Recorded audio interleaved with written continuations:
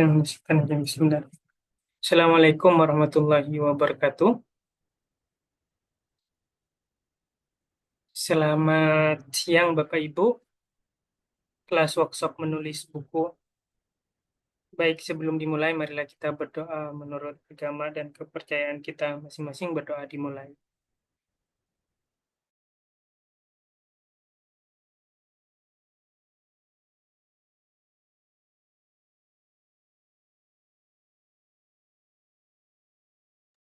Selesai Bapak Ibu, selanjutnya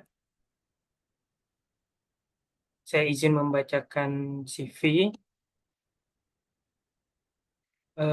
Beliau Dr. Nur Hidayah SHMA JML selaku teladan mutu di Pascasarjana UIN Sunan Kalijaga Yogyakarta, dosen sekaligus visiting research Gotha University di Jerman, dan juga Direktur Asosiasi Peneliti Studi Kalimantan. Beliau akan menjelaskan tentang bagaimana cara menulis dan lain-lain. Silahkan disimak, mungkin ada beberapa peserta nanti yang akan masuk karena habis Jumatan, habis beribadah yang Muslim. Baik, kepada beliau, Ibu Dr. Nur Hidayah, waktu dan tempat saya persilahkan. Ya, Assalamualaikum warahmatullahi wabarakatuh. Selamat siang Bapak Ibu semua peserta workshop.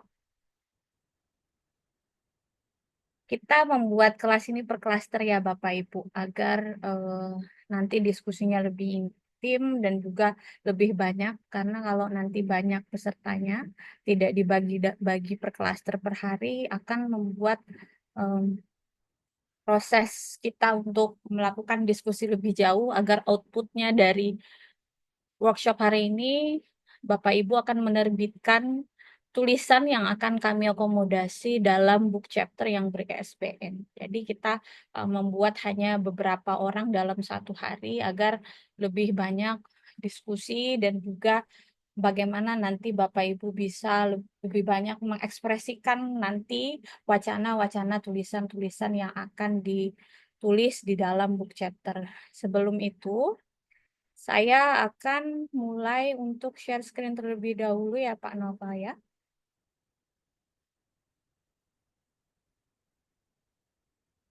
Oke, sebelumnya saya mau bertanya dulu, dari mana saja ini Bapak Ibu?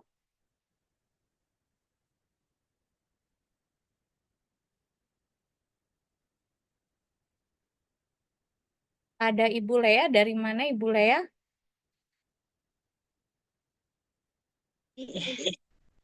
Maaf, saya dari Politeknik Banjarmasin. Oke, Ibu. Ibu Lea dari Politeknik Banjarmasin. Dosen ya Bu ya? Iya, Berarti kita sekarang lebih banyak sharing gitu ya.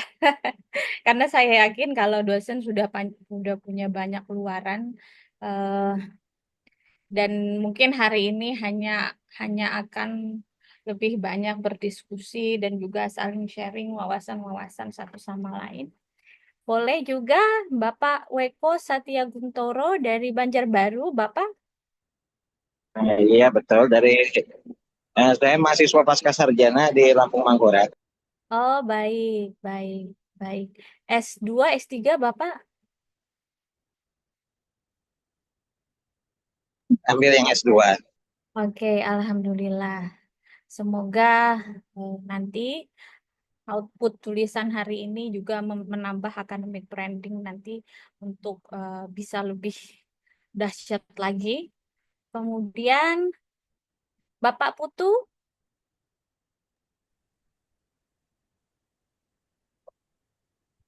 dari Ya, mana? halo. Ya, dari mana Bapak? Saya dari Bali kebetulan. Oh iya, dari Bali. Ya, Selamat datang, selamat bergabung. Sekarang dosen juga atau bagaimana? belum baru lulus S2 kemarin. Oke, berarti semoga tulisan yang akan dihasilkan pada hari ini memberikan branding yang bagus ya kepada kita semua. Terima kasih untuk perkenalannya. Nanti saya mengharapkan lebih banyak diskusi. Dan tujuan dari kepenulisan ini sebenarnya sudah jelas ya, Bapak-bapak dan Ibu-ibu, adalah untuk langsung menghasilkan tulisan. Memang kami tidak akan mengakomodasi tulisan dengan jumlah halaman yang banyak sampai 300 atau 200 halaman untuk satu orang, tapi kita akan mengakumulasinya menjadi book chapter yang sudah kami miliki dengan tema potret revolusioner tokoh-tokoh wanita berpengaruh di tanah Kalimantan.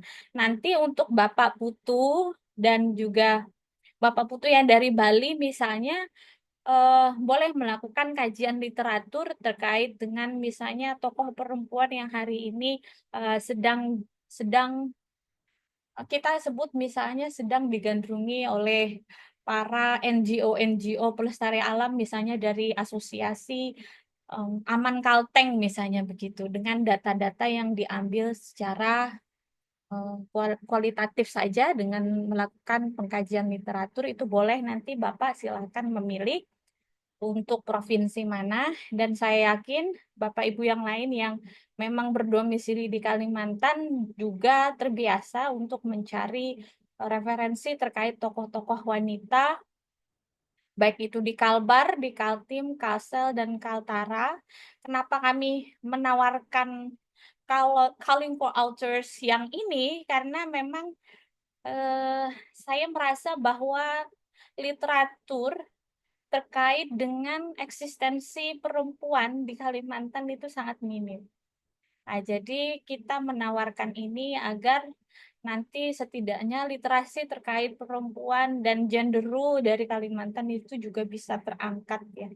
Nah, ini nanti Bapak Ibu outputnya setelah setelah selesai workshop, saya harap Bapak Ibu nanti langsung menghubungi admin untuk menyerahkan atau menyetorkan detail dari tulisan yang ingin ditulis, baik itu nanti ingin menulis di kategori perempuan pahlawan nasional dari Kalimantan yang perempuan, ataukah tokoh agama perempuannya, baik tokoh agama Hindu, tokoh agama Kristen, atau tokoh agama Islam, baik itu di era klasik dan kontemporer, itu dipersilahkan. Nanti untuk hal-hal teknis terkait dengan style, template penulisan, dan sebagainya akan dibantu melalui admin yang sudah kami tunjuk ya Bapak Ibu. Jadi ini nanti luaran yang akan Bapak Ibu buat setelah workshop hari ini, dan deadline-nya kurang lebih di bulan Maret nanti ya. Hanya kurang lebih beberapa hari, 10 atau sampai 13 hari saja. Mohon dimaklumi karena jumlah halamannya tidak banyak Bapak Ibu. Kami hanya meminta 15 halaman saja. Dan 15 halaman itu sudah termasuk dengan referensi dan juga biografi penulis. Jadi kalau bisa kita padatkan hanya 13 mungkin atau 12 halaman untuk tulisannya, sisanya referensi 2 halaman dan biografi 1 halaman. Jadi saya rasa dalam kurun waktu 20 hari kurang itu bisalah di manajemen dalam 1 hari untuk membuat 1 halaman tulisan. Jadi ini yang perlu kami tegaskan output dari workshop penulisan hari ini. Tanpa berpanjang lebar, saya mulai dari text spaces yang harus kita sediakan. Apapun itu tujuan tulisannya, apapun itu komitmennya, apapun itu genre yang akan ditulis, fiksi, non-fiksi, dan apa yang kami tuntut hari ini dari Bapak dan Ibu pada siang hari ini, kami memohon penyediaan waktu dan ruang yang cocok untuk Bapak Ibu menulis. Ini bermakna bahwa disiplin dan juga kontinuitas untuk menulis itu harus betul-betul diseriusi, bukan dalam konteks mengisi waktu luang. Jadi kalau seandainya kurang lebih kami meminta 15 hari, 18 hari ke depan, berarti minimal dalam 1 hari sudah ada progres 1 halaman. Dan itu berarti kami meminta Bapak Ibu menyediakan waktu 1 sampai 2 jam per hari untuk menulis book chapter yang kita komit bersama pada siang hari ini. Dan juga kenapa harus ada ruang? Ya, Bapak Ibu sebenarnya bisa menulis di mana saja. Yang suka di kafe dengan musik ya bisa menulis di mana saja. Tapi Bapak Ibu yang sudah terbiasa punya teks khusus untuk menulis di mana tidak boleh ada orang yang mengganggu frekuensi untuk fokus, itu akan lebih baik. Jadi ini adalah komitmen bersama, keseriusan bersama. Semoga di awal Maret itu draft Bapak Ibu sudah kami terima, di akhir Maret sudah selesai dikeluarkan ISBN, dan di bulan selanjutnya itu sudah mulai naik cetak Bapak Ibu bukunya ya. Nah, kita mulai dari mana sih untuk menulis buku, menulis tulisan esai, menulis kolom opini di koran dan sebagainya. Tentu kalau dosen-dosen pasti selalu memulainya dengan research problem ya, atau problem riset. Tapi kalau kita sederhanakan, karena di sini juga ada yang dari guru ya, ada dari guru, kita sederhanakan dengan topik tulisan. Kalau tadi kami dari tim APSK menuntut Bapak Ibu dengan topik tulisan yang sudah jelas tentang tokoh perempuan revolusioner yang harus ditulis, maka sebenarnya jika diperluas lagi dalam konteks menulis, menentukan topik tulisan itu adalah langkah awal. Langkah awal, apapun itu tulisannya. Bahkan ketika Bapak Ibu menentukan untuk membuat status pun pasti menentukan topik tulisan. Apa yang ingin saya tulis gitu. Apakah saya ingin menanggapi persoalan tentang pertamax oplosan, ataukah saya ingin menanggapi tentang Danantara misalnya. Itu kan adalah penentuan dari topik tulisan. Ini adalah pintu gerbang menuju untuk membuat tulisan. Jadi menentukan topik tulisan itu pertama sekali boleh dimulai dengan identifikasi minat dan ketertarikan pribadi. Saya rasa ini juga sudah dijalani tanpa sengaja dilakukan ya Bapak Ibu. Kadang-kadang kalau bapak-bapak yang membuat khutbah Jumat sudah menentukan topik tulisannya. Kadang-kadang Bapak Ibu yang membuat kolom opini sudah menentukan topik tulisannya sesuai dengan misalnya hari lahir Pancasila dan sebagainya. Dan semua gerbang menuju tulisan dan skema menulis pasti adalah menentukan topik tulisan. Bagaimana step selanjutnya setelah menentukan topik tulisannya? Kita mulai dari inner motivation yang kita punya.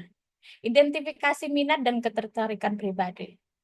Sepele dan juga terkesan tidak urgen, tapi ini yang akan menentukan Bapak, Ibu, dan saya sebagai penulis itu keep motivated apa enggak dengan pekerjaan kita sebagai penulis. Apalagi tadi dituntut oleh HPSK untuk menulis. Maka dengan pembatasan kategori penulisan, kemudian pembatasan wilayah kawasan, tentu tidak semua orang mempunyai ketertarikan dan minat yang sama. Tapi setidaknya kemudian bisa mengidentifikasi minat dan ketertarikan di beberapa tema yang sudah ditentukan. Dan ini juga akan menentukan kita akan balancing terus apa tidak untuk selalu berkomitmen dengan tulisan itu. Mau menulis apapun itu ya Bapak Ibu, identifikasi minat dan ketertarikan pribadi itu penting. Kemudian mengikuti isu-isu aktual yang sedang terjadi. Nah, jadi topik tulisan juga tidak hanya lahir dari minat dan ketertarikan pribadi, tapi juga berdasarkan isu-isu aktual yang ingin Bapak Ibu tanggapi dalam tulisan, termasuk di dalam buku ya, termasuk di dalam buku tadi. Misalnya, kenapa APSK melahirkan buku mencari tokoh-tokoh revolusioner dari perempuan yang tinggal di kawasan Kalimantan. Karena ternyata literasi-literasi aktual terkait dengan peran perempuan dan gender role di Kalimantan itu tenggelam, sementara di wilayah-wilayah lain misalnya itu sudah sangat kita sebut sudah sangat FOMO begitu ya, sudah sangat FOMO. Ketika misalnya pencalonan pilkada Gubernur Jawa Timur yang semuanya adalah sosok perempuan, lalu kemudian muncul berita-berita tentang bagaimana background profesional mereka ya. Nah, itu kan adalah isu-isu aktual yang sedang terjadi. Gender role sedang naik-naiknya untuk dibahas, tapi ternyata di kawasan Kalimantan sedang tenggelam. Nah, itu juga bisa menjadi topik tulisan yang kita buat. Kemudian mengikuti tuntutan tanggung jawab dan kepakaran Anda. Ya, kalau dosen pasti akan bertanggung jawab terhadap profesionalisme, dan juga begitu pula ya kita sebagai akademisi akan bertanggung jawab terhadap profesionalisme kita di bidang kita. Seperti saya misalnya, saya concern di bidang Islamic behavior, maka saya punya tuntutan tanggung jawab untuk mempertahankan kepakaran saya. Jadi mau tidak mau topik tulisan saya akan harus selalu continue dengan kepakaran yang saya miliki. Nah, jadi topik tulisan pun juga bisa datang dari tuntutan tanggung jawab dan profesionalisme ini. Selanjutnya, melihat permasalahan nyata yang perlu solusi. Nah, ini juga sebenarnya adalah tuntutan lagi-lagi tuntutan dan panggilan. Kalau istilahnya itu adalah calling ya. Kalau versi kajian-kajian politik ekonomi, calling, panggilan hati nurani untuk menyelesaikan persoalan-persoalan yang ada di sekitar kita. Misalnya, Bapak Ibu, terkait dengan perubahan iklim, ya, bagaimana kemudian sebagai seorang pakar ingin menyelesaikan sesuatu melalui tulisan. Ya, tentu ini juga bisa menjadi topik tulisan yang berharga. Jika sudah mentok, brainstormingnya sudah tidak ketemu lagi, mulai dari identifikasi minat pribadi tidak ada, kemudian upaya untuk melakukan mini riset terkait dengan isu-isu aktual yang empiris terjadi juga sudah blok ya, sudah gelap ya, maka kita sharing untuk menemukan topik tulisan. Bertanya dengan rekan sejawat, bertanya dengan pemuda-pemuda apa yang sedang digandrungi oleh pemuda hari ini. Nah, ini juga salah satu tips bagi kita yang kita ketika mengalami mental block ya dalam menulis, kita bisa meminta solusi-solusi dan tawaran. Kita juga bisa melihat hal-hal yang kontroversial untuk menjadi tulisan. Terkadang hal-hal yang sangat menjual dari sebuah tulisan adalah membahas sesuatu yang kontroversial ya Bapak Ibu. Nah, selain tadi adalah diskusi dan juga brainstorming yang kita lakukan sendiri, itu juga ada penentuan berdasarkan piramida topik. Oke, piramida topik. Apapun kepakaran Anda, apapun tanggung jawab Anda, apapun minat pribadi Anda, kita bisa melakukan penentuan piramida topik.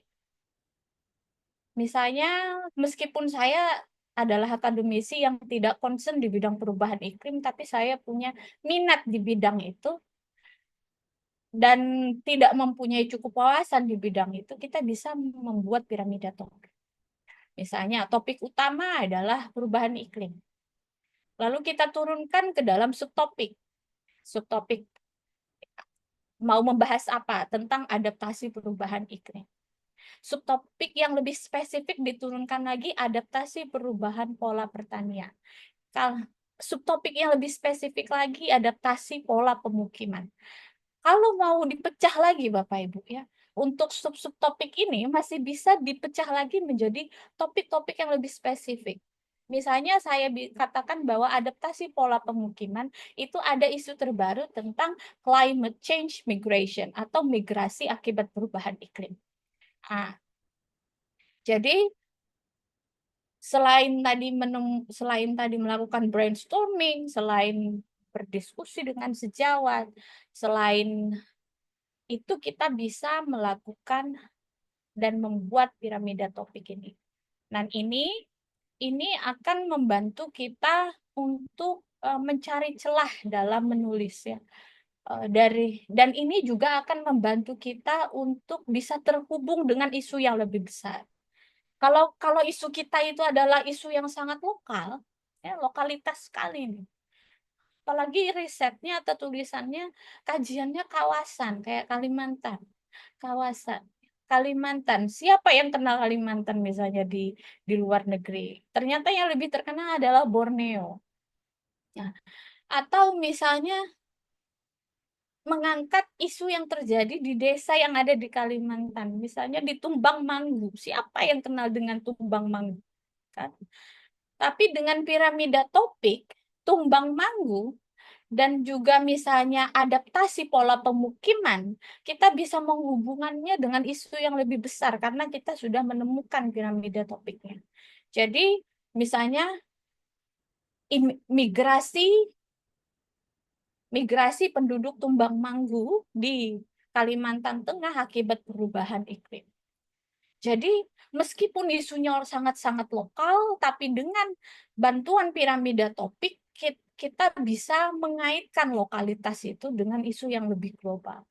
Dan itu justru lebih menarik ya Bapak Ibu. Apalagi kalau misalnya nanti tulisannya ingin ditulis dengan bahasa Inggris, untuk dimasukkan di dalam website misalnya meskipun kajiannya sangat lokalitas tapi dia berbahasa Inggris, kemudian isunya juga adalah isu yang sudah sangat familiar dalam dunia literasi, maka topik kita juga menjadi topik yang go global. Nah, setelah kita tadi menentukan topik, ya, topik apa yang dibahas, topik aja bukan hal sederhana karena topik akan menentukan pembaca. Maka yang topik akan menentukan pembaca. Semakin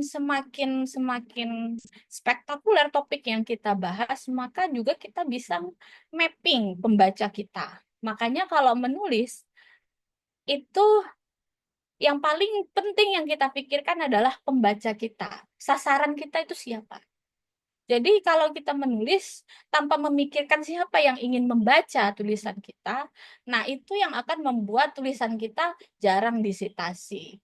Itu yang akan membuat tulisan kita jarang dibaca karena tidak punya market yang jelas, pasar yang jelas, dan juga skala atau landscape yang jelas. Jadi sebelum menulis, menentukan topik itu juga harus menentukan siapa yang akan membaca tulisan kita. Setelah ketemu, baru kita membuat pertanyaan dan jawaban. Ya kalau dosen-dosen, kita sebagai akademisi pasti sudah terbiasa dengan riset question dan answer-nya. Ya, kemudian dari pertanyaan riset dan juga jawaban itu akan membangun sebuah argumentasi utama. Tapi dalam membuat buku pun, sekalipun itu adalah sebuah buku yang tidak sangat kita sebut dengan tulisan yang sangat ilmiah sekali ya, karena misalnya target pasar kita adalah misalnya kalangan-kalangan yang populer misalnya ya, pembaca populer misalnya. Tetap kita harus membuat pertanyaan dari apa yang ingin kita bahas di dalam buku kita.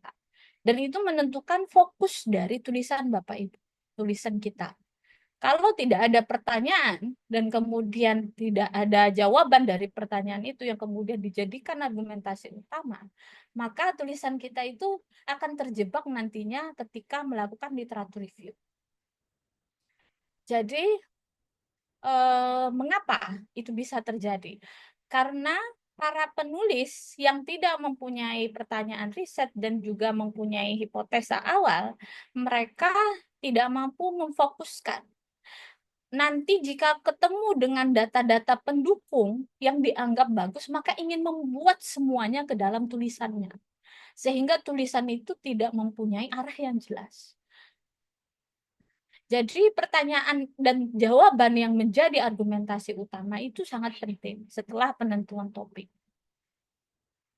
Dan itu membantu Bapak Ibu yang kemudian berselancar untuk menemukan literatur agar tetap bisa fokus dan bisa menentukan literatur yang mana yang seirama, sefrekuensi, literatur yang mendukung argumentasi utama kita dalam tulisan itu atau tidak.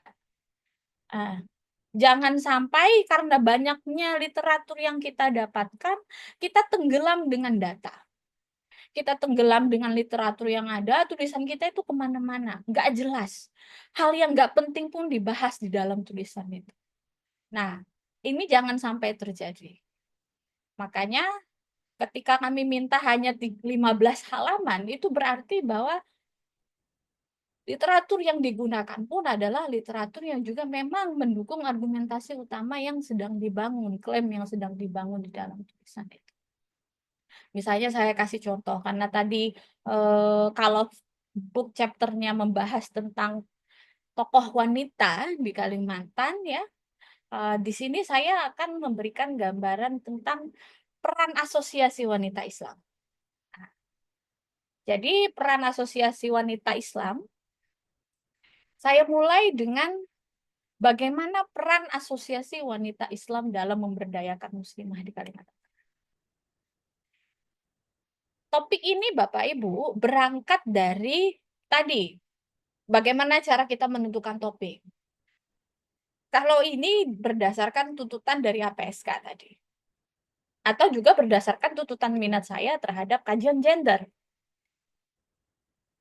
Bisa juga topik ini lahir dari isu aktual. Ya, isu aktual bahwa hari ini misalnya di daerah Jawa lagi gencar-gencarnya pembahasan tentang Kongres Ulama Perempuan Indonesia atau KUPI misalnya.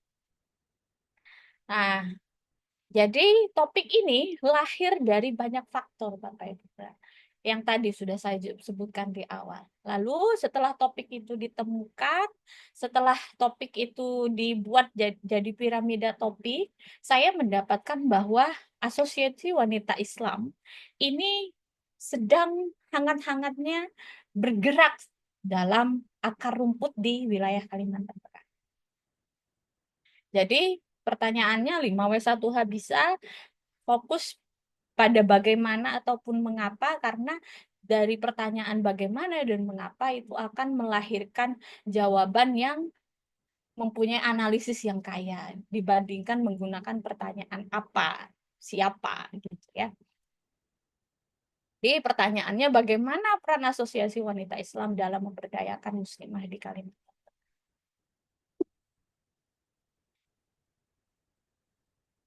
Nah, setelah saya menemukan topik tulisan itu tadi, ya, yang saya dapatkan dari keinginan tahuan saya, minat saya terhadap gender role, kemudian minat saya terhadap studi kawasan, minat saya terhadap isu-isu terbaru yang sedang bergerilya di media massa misalnya, maka saya akan mengira-ngira melakukan dan membuat tesis statement dengan hipotesa awal dari preliminary research.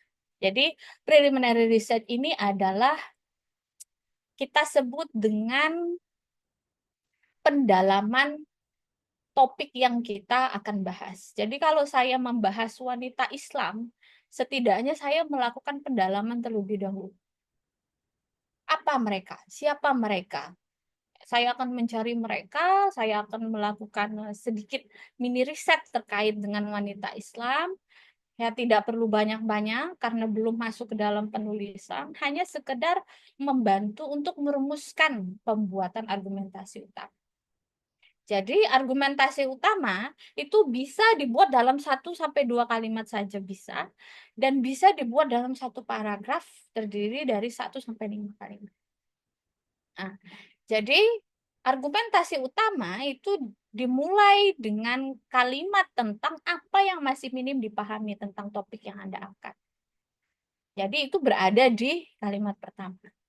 Kemudian disusul dengan permasalahan berdasarkan knowledge based problem. Artinya tadi setelah saya melakukan preliminary research tadi atau pendalaman pengetahuan terhadap problem yang akan saya bahas, baru saya akan membuat pertanyaan risetnya yang akan dijawab dan kemudian ditutup dengan kalimat transisi untuk menegaskan kepada ringkasan dari temuan. Contoh, eksistensi gerakan kaum muslimah di Kalimantan Tengah sebagai gerakan kolektif masih belum banyak dikaji oleh banyak peneliti. Nah, ini saya memulai klaim ya Bapak Ibu. Saya memulai klaim bahwa sesuatu itu ternyata masih belum banyak dikaji oleh banyak peneliti. Nah, nanti klaim ini tidak boleh sembarang klaim ya Bapak Ibu ya. Kita tahu betul bahwa untuk membangun klaim kita harus mempunyai banyak bukti, tetapi untuk meyakinkan bahwa argumentasi utama saya itu adalah sesuatu yang wah dan sesuatu yang meyakinkan pembaca saya agar dia membaca tulisan saya harus meyakinkan mereka ya, bahwa tulisan yang seperti ini itu ternyata belum banyak diminati oleh peneliti-peneliti terdahulu. Sementara itu, berbagai media massa telah meliput beberapa pergerakan kolektif muslimah di Kalimantan Tengah secara nyata, seperti gerakan wanita Islam Kalimantan. Jadi di antara gap literatur sebelumnya yang saya sebut dengan minimnya perhatian, kemudian saya hubungkan dengan keadaan empiris di lapangan ya. Nah, maka saya kemudian membimbing para pembaca bahwa tujuan saya menghadirkan tulisan ini, argumentasi utamanya adalah membimbing bagaimana peran asosiasi wanita Islam dalam memberdayakan muslimah Kalimantan Tengah. Nah, argumentasi utama saya meskipun terbilang baru, wanita Islam sebagai gerakan muslimah kolektif berhasil menghiasi ruang publik Kalimantan dengan kehadiran sosok-sosok muslimah inspiratif yang berdedikasi tinggi pada pemberdayaan muslimah lainnya. Argumentasi ini adalah jantung dari tulisan kita.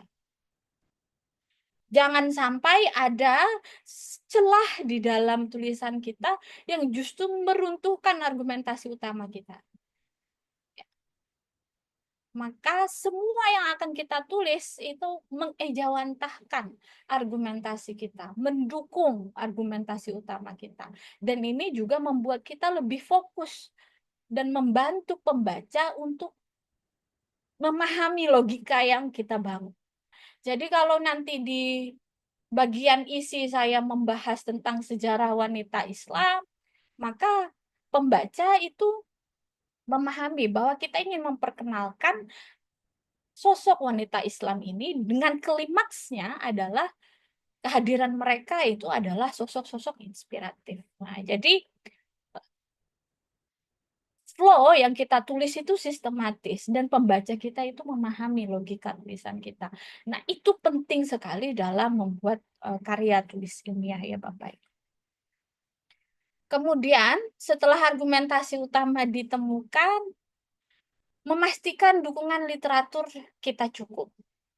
Nah, ini juga penting, ini berat sekali ya. Jadi pekerjaan dalam menulis itu ternyata tidak mudah dan tidak sederhana untuk melahirkan tulisan yang berkualitas.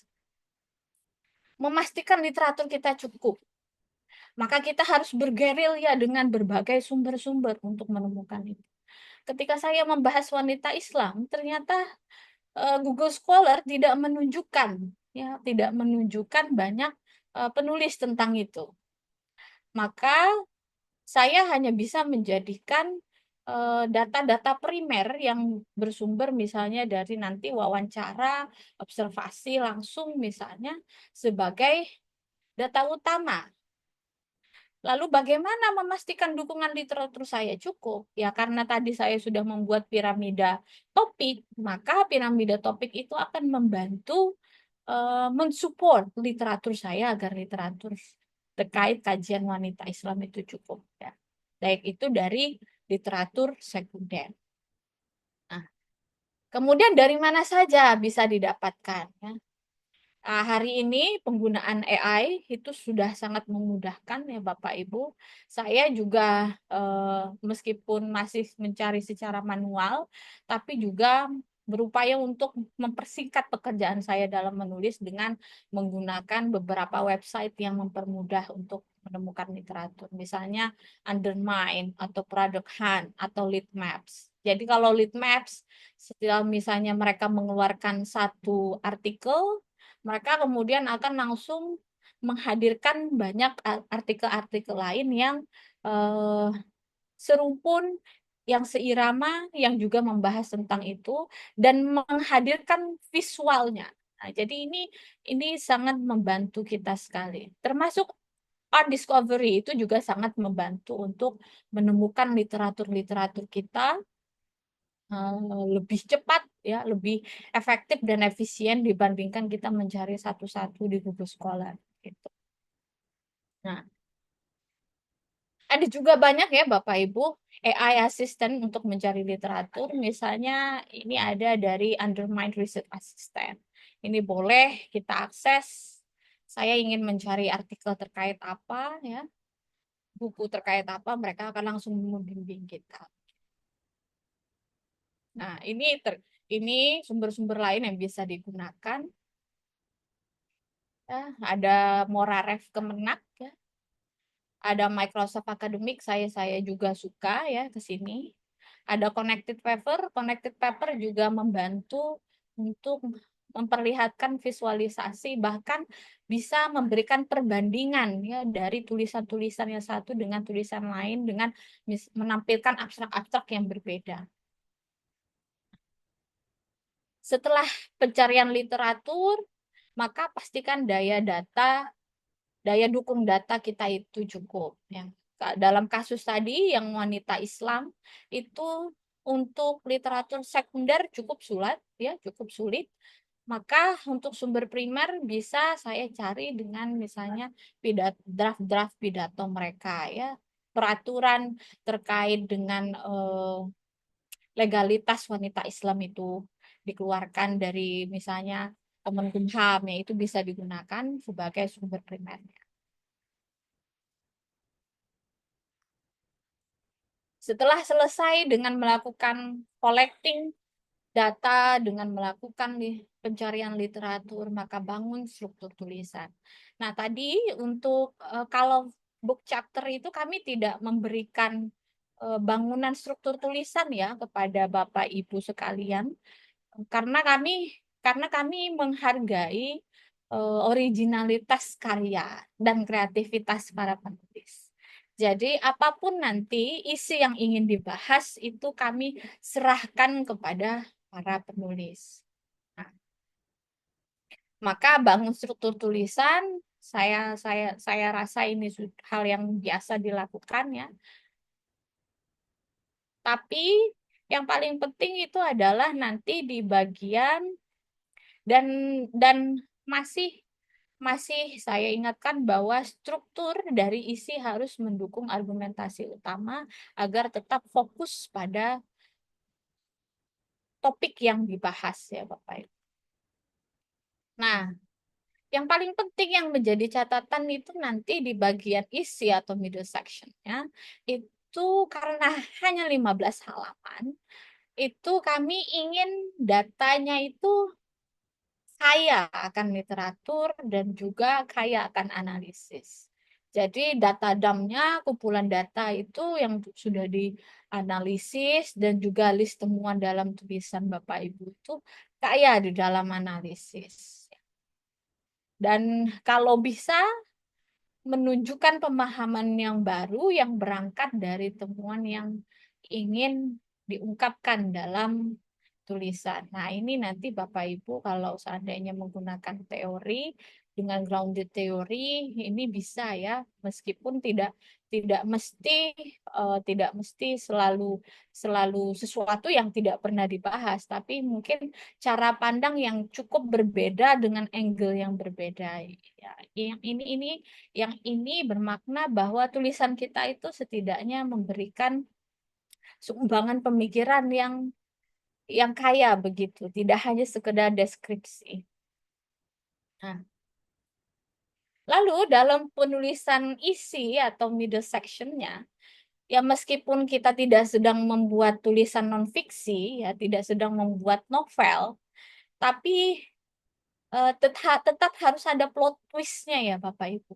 Jadi tulisan kita itu jangan datar aja terus ya, tidak punya dialog. Dalam artian tidak membahas hal-hal yang kontroversi dan tidak ada argumentasi yang kita keluarkan gitu. Tidak ada opini yang kita bicarakan, tidak ada diskusi antara data-data kita dengan pemikiran kita dan juga teori-teori yang kita dapatkan ataupun literatur yang kita dapatkan, dan itu membuat membaca boring.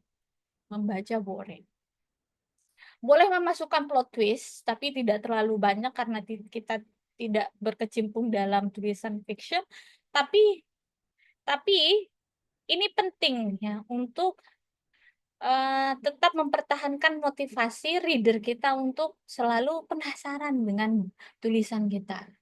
Jangan sampai di bagian mereka hanya penasaran di bagian pembahasan subtopik satu saja. Lalu, udah males baca di subtopik kedua, ketiga, dan keempat. Karena tidak ada plot twistnya seperti itu. Tidak ada dialognya. Tidak ada hal-hal yang membuat mereka merasa perlu untuk melanjutkan bacaan. Jadi ya bisa terlihat dari gambar ini ya, ada naik turun dan sebagainya, itu begitu pula dengan tulisan kita. Kadang-kadang kita misalnya membuat tulisan rada intriguing gitu ya, atau memberikan intrik-intrik tertentu pada pembaca agar mereka tenggelam dalam bacaan mereka. Misalnya ketika kita mendialogkan tentang pembahasan tentang philosophy of religion, dan bagaimana misalnya orang yang anti dengan filosofi religion itu mempunyai pendapat. Lalu bagaimana pendapat kita? Apakah kita menengahi? Apakah kita memberikan komentar? Apakah kita memberikan masukan? Ya, ataukah kita justru memberikan pendapat yang sama sekali berbeda? Nah, dan posisi-posisi yang seperti itu adalah fase-fase krisis yang membuat pembaca itu agar merasa penasaran begitu ya. Nah, jadi tulisan kita itu juga harus mempunyai plot twist tertentu. Lanjut ya. Kemudian bangun struktur ide dalam subbahasan. Jadi kalau saya yakin bahwa Bapak Ibu sudah terbiasa untuk menulis ya, tentu cara kita menulis berbeda dengan cara mahasiswa yang belum selesai S1 menulis ya. Jadi tidak hanya outline dari tulisan yang kita buat, tetapi juga ada outline ide yang kita buat di dalam satu sub. Jadi setelah Bapak Ibu membuat outline dari sub-sub tema, kemudian di dalam subtema itu pun ada outline dari ide. Jadi semua tulisan itu terorganisir dan sistematis. Misalnya di paragraf 1 saya membahas sejarah gerakan kolektif muslimah secara global. Kemudian paragraf 2 saya membahas sejarah bagaimana gerakan yang sama membangkitkan gerakan yang kurang lebih seirama di kawasan ASEAN. Setelah berbicara di ranah global, kemudian diturunkan ke wilayah yang lebih sempit di ASEAN, kemudian diturunkan lagi ke wilayah yang lebih sempit di paragraf ketiga, bagaimana gerakan Muslimah Indonesia terbentuk di wilayah nasional, misalnya di Indonesia dan seterusnya. Jadi tidak hanya struktur outline dari tulisan yang sudah logikanya terbaca, tapi juga logika dalam setiap paragraf itu juga udah terbaca. Jadi kita menulis tidak kita sebut dengan tidak sembarangan, kita sebut dengan tidak terarah, dengan tidak kalau kita membaca satu literatur tertentu kemudian kita mengutip sembarangan, dan itu akan membuat alur berpikir dari tulisan kita itu berantakan. Tidak, kita sudah mempunyai struktur ide dalam setiap sub-sub yang akan kita bahas dengan ide pokok, ide pokok, ide pokok yang sudah kita tentukan di setiap paragrafnya. Lalu kemudian memang ini adalah orang-orang yang sangat perfeksionis dalam menulis ya Bapak Ibu, karena semuanya terstruktur, semuanya tersistematis dengan sangat rapi dan rigid. Tapi ini tidak berarti bahwa semua outline dari struktur ide dan juga struktur tulisan itu bersifat kaku gitu ya. Dan itu akan membuat kita kesulitan merealisasikan hal yang seperti ini, membuat kita sangat kaku begitu. Jadi boleh nanti, jadi outline-outline seperti ini, bahkan struktur ide dalam setiap sub-sub dan pokok-pokok yang sudah kita buat, itu boleh saja berbeda ketika misalnya temuan-temuan dari literatur yang Bapak Ibu gunakan itu ternyata tidak mendukung ke dalam ide pokok yang ingin disampaikan. Kita bisa mengubah ide pokok yang kita buat di dalam struktur itu dengan data-data yang sudah kita miliki. Tetapi sekali lagi struktur ide ini, outline ini akan membantu kita agar logika berpikir kita dalam menulis itu lebih sistematis. Nah, kemudian ya, saya yakin ini juga sudah makanan setiap hari ya, bahwa dalam menulis paragraf yang baik itu harus dimulai dengan argumentasi utama setiap paragrafnya, atau bahkan misalnya 2 paragraf dengan 1 ide utama, ide pokok itu juga boleh. Tetapi tadi yang penting adalah logika berpikir kita itu sesuai dengan struktur yang sudah kita buat. Nah, setelah kita mempunyai argumentasi utama, lalu kemudian sediakan kalimat-kalimat pendukungnya atau yang kita sebut dengan supporting sentence ya. Berapa kalimat? 2, 3, 4 kalimat. Lalu di kalimat terakhir dalam paragraf itu adalah kesimpulan dan kalimat transisi menuju paragraf selanjutnya. Nah, tulisan ini juga akan lebih kaya jika misalnya di dalam body paragraf itu ada opini-opini kita ya, pendapat kita, kritik kita dan sebagainya, dan itu membuat tulisan kita berdialog, hidup gitu Bapak Ibu, hidup. Jadi kalau seandainya pembaca membaca tulisan kita, itu mereka merasa sedang berdialog dengan kita. Seperti itu. Dan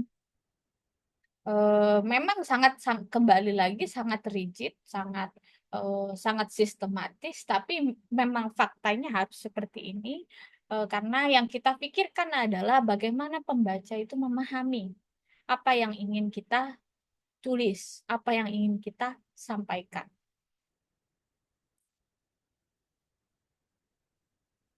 Nah, kemudian menulis pendahuluan pada buku kita nanti. Ada banyak gaya bagi para penulis untuk menulis pendahuluan, ada banyak cara ya, dan bahkan tidak semua harus kita akomodasi. Tapi kalau saya pribadi biasanya menulis untuk pendahuluan, saya mulai dengan mengapa topik ini penting untuk dibahas. Nah, ini agar lebih to the point gitu ya, agar lebih to the point dan juga meyakinkan pembaca, dan juga membuat mereka lebih dulu mengetahui apa yang ingin dibahas gitu. Agar saya tidak berkecimpung dalam hal-hal definitif di awal-awal bahasannya, apalagi pendahuluan yang sebenarnya dia juga merupakan jantung dari sebuah tulisan. Mengapa topik yang saya pilih ini penting untuk dibahas? Nah, setelah itu, seperti kita ketahui bahwa dalam penulisan buku biasanya tidak ada bab literatur review ya, tidak ada bab literatur review, tidak ada bab metodologi, tapi itu bisa di-spill di dalam pendahuluan. Topik yang tadi kita bahas, kita dialogkan dengan beberapa literatur terdahulu. Nah, lalu kita masukkan klaim yang kita bangun atau argumentasi utama yang kita bangun di dalam pendahuluan. Lalu tawarkan juga secara tegas kebaruan yang kita miliki di dalam pendahuluan kita. Ya, itu masih masih terkait dengan argumentasi utama. Di bagian terakhir boleh di-spill sedikit tentang struktur tulisan kita secara singkat di dalam pendahuluan nanti. Nah, untuk menulis kesimpulan, Bapak Ibu, yang ada banyak cara ya yang bisa kita gunakan, tapi saya pribadi biasanya saya berangkat dari argumentasi utama, topik utama saya, dan juga poin-poin yang ringkas dari tulisan-tulisan yang ada di dalam isi.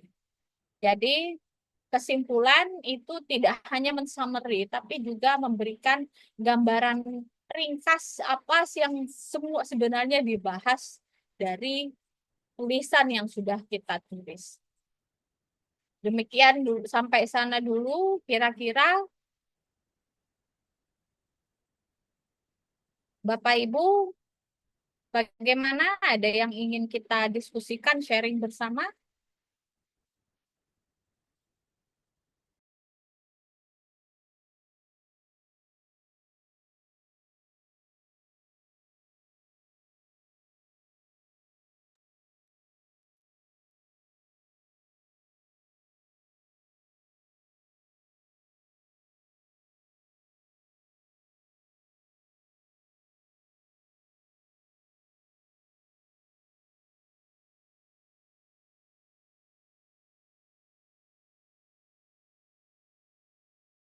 Tes Bapak Ibu.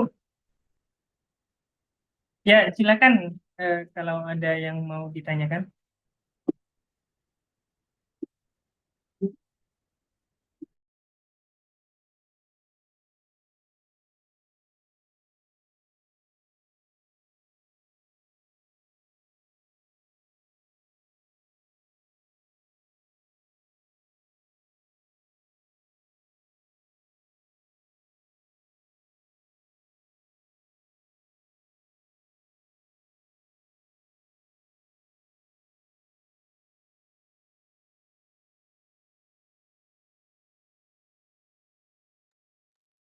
Ya, ya, silakan.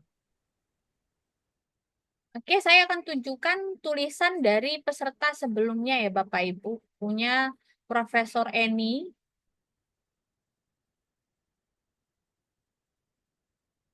Oke, punya Prof. Eni. Nah, kebetulan ketika Prof. Eni membuat ini, book chapter yang kami buat itu tentang green ataupun smart entrepreneurs dan green entrepreneurs. Jadi beliau menulis tentang teknologi biofertilizer yang berbasis biochar untuk kesehatan lahan pertanian. Kami hanya meminta kurang lebih 15 halaman, itu maksimal ya Bapak Ibu.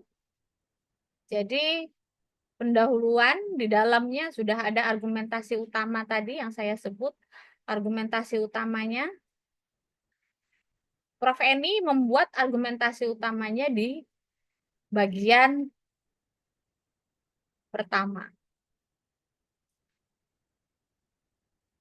Jadi upaya memperbaiki kualitas lahan dan untuk kesehatan lahan pertanian dapat dilakukan dengan memanfaatkan pupuk kandang ataupun kompos ya, yang meskipun kelemahannya adalah dibutuhkan jumlah yang cukup besar dan konsisten. Jadi argumentasi utama sudah disampaikan oleh Prof. Eni itu bahkan di awal dari paragraf pertama pendahuluan. Kemudian Bapak Ibu nanti langsung masuk ke dalam bagian isi. Ya. Bagian isi kami menggunakan body note untuk tulisan.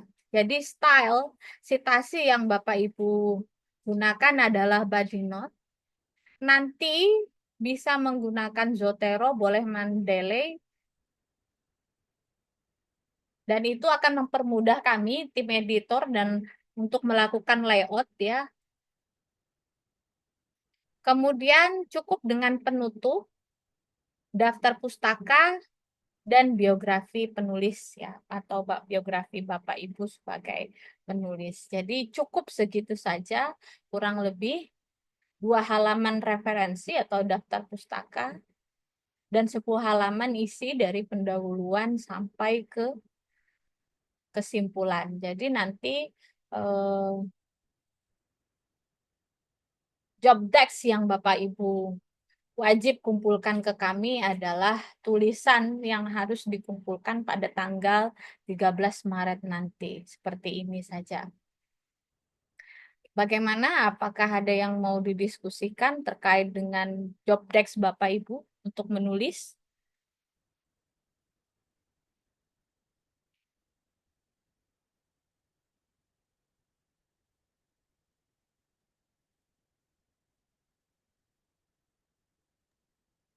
Ya, silakan Bapak Ibu. Kalau ada pertanyaan, saya persilahkan.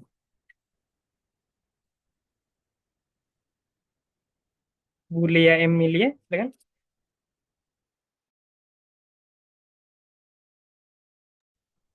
Nggak ada pertanyaan. Cuman saya nggak punya potensi besar untuk menulis. Jadi saya apalagi menulis dengan plot tadi ya, plot twist itu. Dan dengan konsep dialog, karena saya biasanya nulisnya resmi banget, formal gitu kan. Jadi ini tantangannya besar juga buat saya untuk menulis seperti ini. Tapi akan saya coba. Terima kasih Ibu atas arahannya, pencerahannya, dan inspirasinya. Terima kasih banyak. Ya, terima kasih, Bu Lea. Memang setiap orang punya style menulis yang berbeda ya. Cara style-style penulis kan berbeda satu sama lain.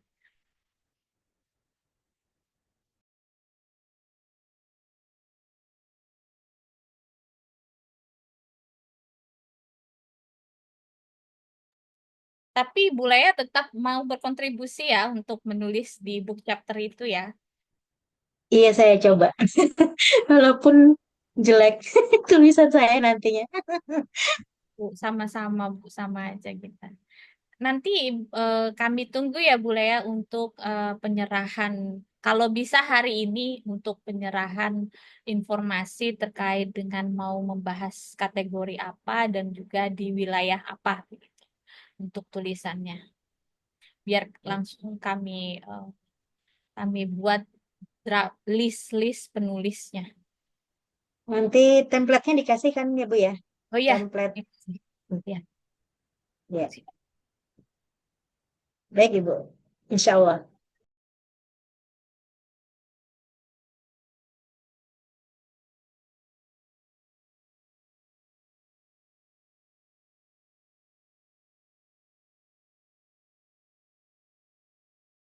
Ya, silakan Bapak Ibu yang mau bertanya lagi.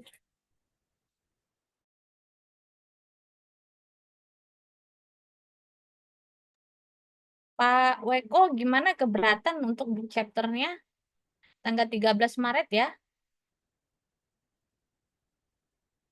Pak Weko, Bu Dwi, Astuti, dan juga Pak Putu.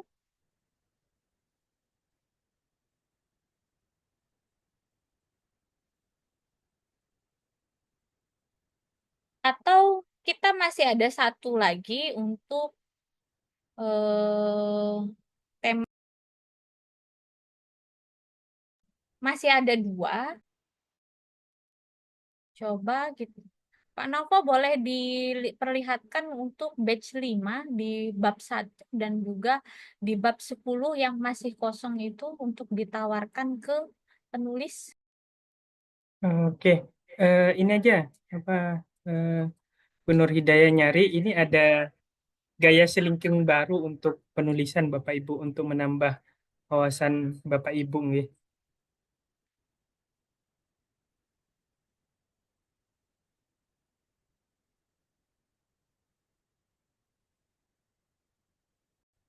Nih Bapak Ibu. Tadi sebenarnya udah detail sambil Bu Nur Hidayah mencari satu chapter lagi untuk CFA itu yang bisa diisi oleh Bapak Ibu nggih. Nah, tadi kan udah dijelasin. Eh, ini babnya tadi ya. Terus judul itu Bapak Ibu bisa cari juga di apa di ChatGPT ya, tentang ulama perempuan eh, perbagus atau perhalus dan lain-lain. Nah, itu bisa Bapak Ibu. Tadi udah dijelasin ini tentang pendahuluannya. Bisa juga gaya selingkung itu umum ke khusus, menampilkan fakta dan realita yang jomplang kayak gitu Bapak Ibu bisa. Terus bisa juga terakhirnya ditutup dengan eh, tulisan Ibu ini BUMP-nya itu apa? Barunya apa? Misal terus uniknya apa atau menariknya kayak gimana, terus pentingnya kayak gimana. Nah, ini kutipan sebenarnya bisa bisa apa? Bisa auto dengan Mendeley, download PDF-nya masukkan ke Mendeley, kutip terus terus apa? Referensi terus insert citation kayak gitu. Kalau manual bisa saja.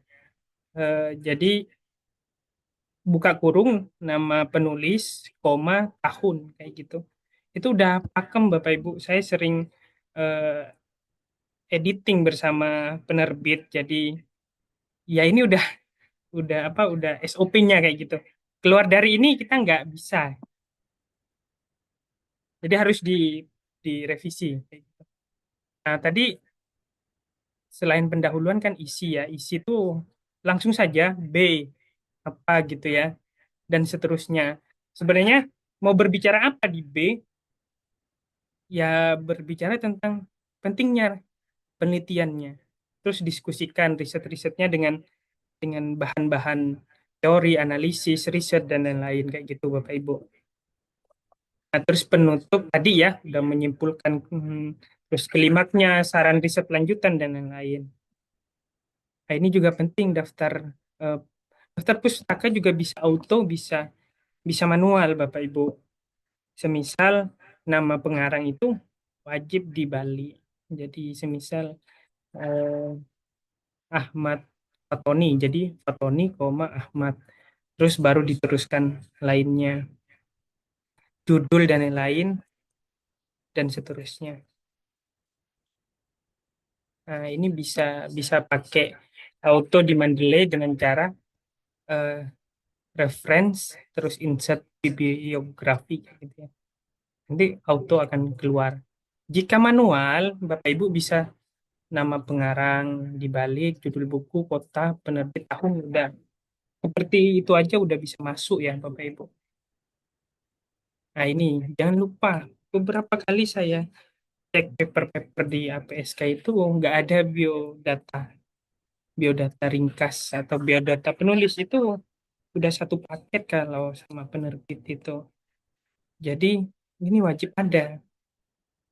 Terus terakhir biografi itu isinya apa sih?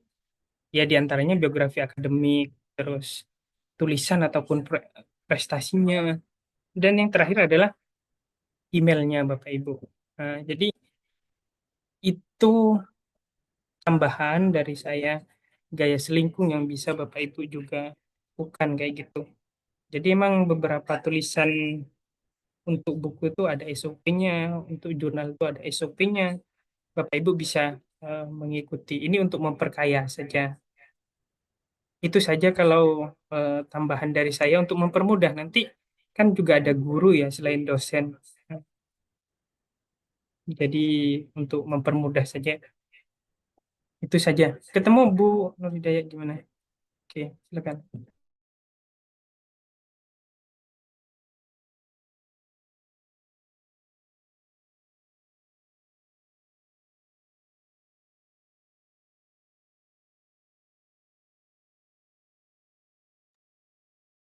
Oke, kita masih punya satu book chapter yang bisa Bapak Ibu isi.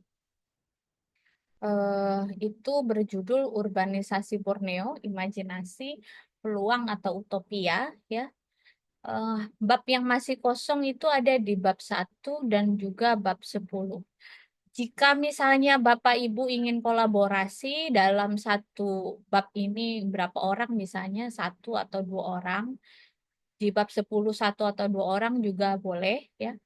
Jadi di bab satu itu kita masih ada bab yang kosong tentang sejarah intimasi dan konteks urbanisasi di 3 negara Borneo. Lalu di bab 10 kita juga punya bab kosong tentang pembangunan infrastruktur dan tantangan konektivitas antar negara. Jadi kalau di sini ada empat penulis, maka di bab 1 ingin berdua atau bertiga diperbolehkan ya Bapak Ibu. Dan ini kita benar-benar ingin output dari pertemuan hari ini adalah tulisan Bapak Ibu. Jadi kalau biasanya kami tawarkan ini untuk non workshop itu biasanya 250.000, tapi hari ini dengan workshop ini Bapak Ibu langsung bisa mengisi free. Jadi kalau misalnya tadi tidak tertarik dengan kajian gender, ya, terkait dengan kajian gender rule tadi, boleh mengisi di bagian buku yang ini. Tapi tetap sama ya Bapak Ibu, untuk deadline-nya tetap di tanggal 13 Maret dengan jumlah halaman kurang lebih 15 halaman, itu sudah include dengan referensi dan juga biografi seperti yang Pak Nova katakan. Sebenarnya kita juga masih ada satu buku yang bisa Bapak Ibu isi ya, Bapak Ibu isi, tapi itu pembahasannya terkait dengan literasi anak, ya, literasi anak. Saya tidak tahu apakah Bapak Ibu berminat untuk mengisi menulis dongeng-dongeng lokal, tapi nanti kita akan tawarkan ke Bapak Ibu setelah ini, nanti mau mengisi di bab yang apa, mau di bagian urbanisasi Borneo ini, ataukah mau mengisi di bagian gender rule tadi, ataukah mau mencoba untuk menantang diri menulis sesuatu yang di luar dari eh, apa ya istilahnya, di luar dari kepakarannya. Misalnya mulai mencoba untuk menulis tulisan untuk literasi anak. Nah, kami punya juga buku tentang dongeng-dongeng dongeng-dongeng lokal yang bisa kita em, karyakan, dan buku-buku itu nanti yang untuk literasi anak akan kita sebarkan ke beberapa eh, sekolah di Kalimantan Tengah, karena kita sudah bekerja sama dengan Dinas Pendidikan seperti itu untuk penyediaan literasi literasi sekolah ya Bapak Ibu. Mungkin itu saja. Ada yang silahkan dipilih nanti, Ibu Lea, Ibu Meni Dwi, Bapak Putu, dan juga Bapak Weko. Saya menunggu sharingnya, kendala-kendalanya. Nanti kalau misalnya ada kendala dengan literatur, kami juga bisa berdiskusi, saling support untuk menemukan literatur yang diperlukan. Gitu. Gimana Bapak Ibu, ada pertanyaan?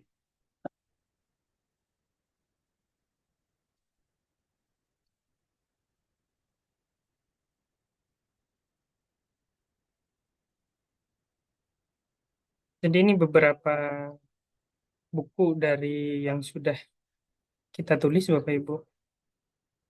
Ini banyak lagi sebenarnya. Terus ada yang on the track, lagi penurunan ISBN. Ya, Bapak Ibu.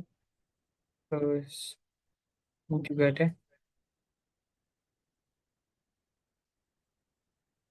Akan beberapa tinggal nunggu ISBN keluar Bapak Ibu. Silahkan kalau ada lagi pertanyaan sebelum kita tutup.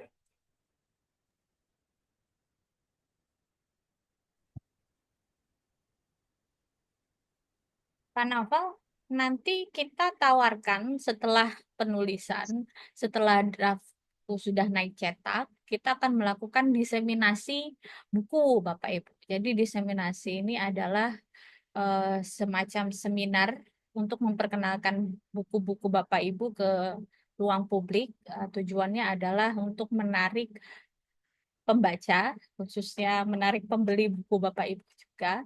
Jadi nanti Bapak Ibu yang berkenan untuk mengisi ya, setelah menulis, kemudian berkenan untuk mengisi materi dalam seminar diseminasi itu, kita juga akan akomodasi apabila Bapak Ibu berada di wilayah Kota Palangkaraya, kita bisa agendakan secara offline. Tapi jika berada di luar dari wilayah Palangkaraya, kita bisa agendakan offline untuk melakukan diseminasi buku itu. Jadi Bapak Ibu boleh menjadi pemateri di dalam diseminasi buku yang Bapak Ibu tulis sendiri seperti itu.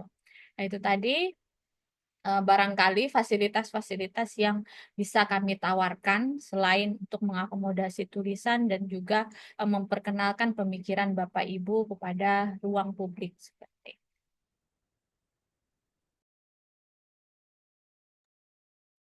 Ya, ya untuk dosen ini untuk membantu apa PKD ya, dan diseminasi nanti kan bisa ke PKM. Terus bukunya untuk BKD, untuk guru sebenarnya untuk branding dan juga untuk akreditasi sekolah. Untuk mahasiswa itu kan sebagai SKPI, jadi semuanya bisa masuk Bapak Ibu.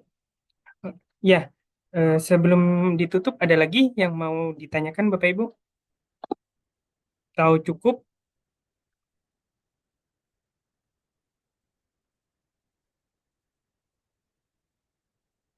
Cukup? Cukup. Oke. Baik, nanti kalau Bapak Ibu ada pertanyaan lagi, silakan hubungi admin kesekretariatan nanti apa biar direspon kayak gitu Bapak Ibu. Itu saja mungkin kelas apa menulis buku pada siang kali ini. Kita tutup dengan berdoa menurut agama dan kepercayaan kita masing-masing. Berdoa dimulai.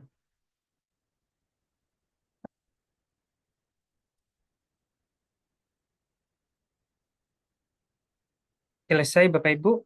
Izin untuk apa dokumentasi bisa menghidupkan kamera dulu semuanya untuk dibuatkan press release Bapak Ibu.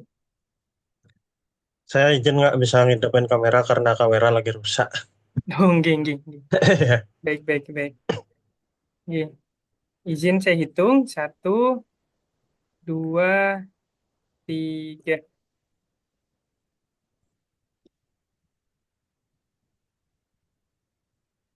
1, 2, 3.